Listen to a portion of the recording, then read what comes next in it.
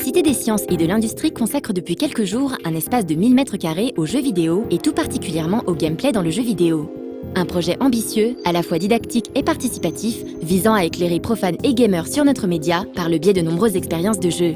Pour nous en parler, nous avons été à la rencontre de Astrid Aron, muséographe pour la Cité des Sciences et de l'Industrie, mais aussi de Olivier Lejade, que l'on connaît pour avoir réalisé l'excellent Soul Bubbles sur DS en 2008 et qui officie en tant que commissaire scientifique sur l'expo, aux côtés de Mathieu Triclot, auteur du livre La philosophie des jeux vidéo.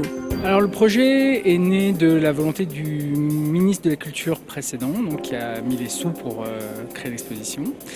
Et la logique de l'exposition, c'était cette fois-ci de sortir un peu des expositions précédentes sur le jeu vidéo, parce qu'il y en a déjà eu, notamment au Grand Palais, dont tout le monde va se souvenir, Game Story, mais qui étaient des expositions essentiellement patrimoniales, où on exposait des jeux vidéo, souvent anciens, et les gens venaient, il y avait un peu ce petit côté Madeleine de Proust, où on retrouvait des jeux auxquels on avait joué quand on était jeune. Et voilà, mais c'était juste une exposition de jeux vidéo. Nous, ici, à la Cité des Sciences, il y a eu une logique qui était différente, parce que c'est la Cité des Sciences, et donc ça a une volonté un peu d'explication du média. On a voulu montrer ce qu'était le cœur des jeux vidéo, et donc expliquer le gameplay. Et de ce point de vue-là, on avait une problématique assez forte parce que c'est compliqué d'expliquer ce que c'est que le gameplay et c'est surtout impossible à faire sans jouer. L'intention première était de ne pas s'arrêter à la première strate à laquelle les gens qui ne connaissent pas bien le jeu vidéo souvent s'arrêtent, qui est la strate de l'image, et on voulait aller au-delà. Vraiment traduire ce que c'est que le gameplay et donner à vivre de vraies expériences de jeu. Une exposition de jeux vidéo, il fallait pouvoir jouer. Jouer dans des conditions originales et pas se contenter non plus de prendre des jeux existants, les mettre dans des bornes et faire jouer les visiteurs, parce que vous vous rendez bien compte que s'il y a un tutoriel de 20 minutes pour rentrer vraiment dans le jeu, c'est absolument incompatible avec une expérience de visite. Et en même temps, on ne voulait pas se restreindre aux simples jeux d'arcade, qui eux permettent de jouer rapidement, mais ou les jeux mobiles, qui souvent permettent de jouer rapidement, parce que ça nous semblait éviter tout un pan du gameplay et de ce que sont les jeux vidéo. Et donc la logique qu'on a développée sur cette exposition, c'est ce qu'on appelle de l'exhibition play, qui était donc une volonté de marier à la fois les contraintes muséographiques d'exposition et les contraintes du gameplay et du jeu vidéo. Et donc on a fait réaliser spécifiquement pour l'exhibition un certain nombre de jeux, d'expériences de jeux courtes en fait, qui peuvent être donc consommées dans le cadre d'une exposition, mais qui en même temps chacun essaye de dire quelque chose sur la nature du jeu vidéo et donc sur ce qu'est le gameplay. Du coup, de nombreux studios de développement ont participé à l'expo, des gros et surtout des petits, plus aptes à répondre rapidement aux demandes de la Cité des Sciences et de l'Industrie. Ubisoft est présent via de multiples vidéos, dont un petit documentaire sur l'utilité des middleware, ainsi qu'un double écran hémisphérique où l'on peut affronter un autre joueur sur un FPS inspiré de Shootmania. Pasta Games, eux, ont tout simplement adapté leur projet en cours de développement à l'exposition. Il s'agit d'un jeu d'arcade inspiré du très bon Pixel, soit le 3e volet des Arcado Series, co-développé par Arcado et Pasta Games pour la plateforme jeu indé de la Xbox 360. On retrouve donc Pix le chat dans un jeu compétitif où un joueur tente de récupérer des bonus dans un labyrinthe, tandis qu'un autre modifie le gameplay via des tuiles spéciales inversant les contrôles, pixelisant l'écran de jeu et ainsi de suite. Un excellent jeu qui pourrait bien sortir dans le commerce en 2014 et qui se prêtera à merveille à une sortie sur Wii U. Shiro Games a également conçu pour l'expo une version compressée de leur sympathique Evoland, auquel nous avions consacré une critique et un extra life. Un jeu qui retrace avec humour et pertinence l'évolution du RPG et de son gameplay au fil des âges. Bref, un titre facile à prendre en main, idéal pour saisir en quelques minutes ce qu'est un RPG et plus généralement un jeu vidéo. Mais d'autres expériences plus classiques ont également été intégrées à l'exposition, comme des bornes permettant de jouer à Space War, Sorcery ou encore Pac-Man, sans oublier ce superbe Pong mécanique jouable en solo ou à deux.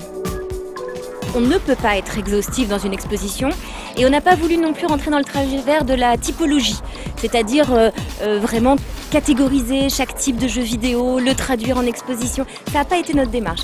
On est parti vraiment des expériences de jeu.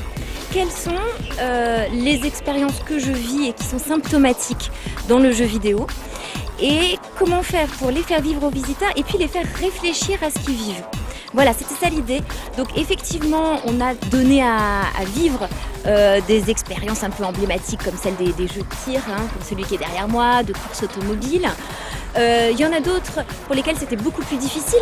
Quand on a des jeux d'aventure très très longs, c'est vrai que c'est difficile de faire sentir ça pendant un temps de visite qui va durer environ 1h30. Donc on a essayé de trouver des artifices pour donner à la fois des clins d'œil aux gens qui voulaient retrouver les jeux d'aventure qu'ils connaissaient, mais également faire découvrir toute l'intelligence et toute la richesse notamment de tous ces jeux longs. Donc on a par exemple une petite table avec des croquis de notes de joueurs parce que quand on déambule dans un univers simulé très complexe, il faut parfois avoir recours à la prise de notes, notamment dans les tout premiers jeux qui étaient des jeux en mode texte, c'était absolument indispensable. Donc on a plutôt procédé par expérience de jeu, chercher à vivre des moments symptomatiques et à les déconstruire, à les analyser, on dit à les déjouer. C'est une exposition sandbox, donc c'est comme un jeu sandbox, on peut se balader un peu n'importe où et aborder les dispositifs un peu dans n'importe quel sens, ça marche quand même. Même s'il y a un ordre un petit peu préféré, mais c'est pas important de le respecter. C'est-à-dire que typiquement c'est mieux de commencer par l'atelier du débutant quand on connaît rien aux jeux vidéo, parce que l'exposition a été faite pour ça aussi. C'est ça qui est important à comprendre, c'est qu'à la fois on voulait que l'exposition s'adresse à des joueurs confirmés et éclaire un peu leur pratique ludique et que ça les fasse se questionner un peu sur ce qu'ils font quand ils jouent aux jeux vidéo, mais en même temps on voulait pas perdre le public qui n'est pas nécessairement joueur de jeux vidéo, et on voulait que eux se mettent à comprendre un peu pourquoi est-ce que les gens trouvent les jeux vidéo fascinants. Jeux vidéo l'Expo qui se tiendra du 22 octobre au 24 août 2014 nous a séduits pour de nombreuses raisons. La qualité de sa scénographie et de ses choix, la mise en avant de nombreux jeux indépendants méconnus comme Proteus par exemple, auquel nous avions consacré un 3 minutes pas plus pour parler d'un jeu 3+, la possibilité de regarder de nombreuses interviews de joueurs ou de professionnels, avec par exemple la diffusion d'un film de 12 minutes nommé Questions et réponses autour du jeu vidéo, reprenant des extraits du documentaire Arte Game Over, accompagné de commentaires du psychologue Thomas Gaon et du docteur en sciences politiques Olivier Mocco, tous deux spécialisés dans le jeu vidéo. Mais ce qui nous a particulièrement séduit, c'est l'originalité de son approche et sa philosophie, qui devrait permettre au grand public de se familiariser avec la notion de gameplay via de nombreuses expériences de jeu et ainsi briser certaines idées reçues ayant définitivement la peau dure.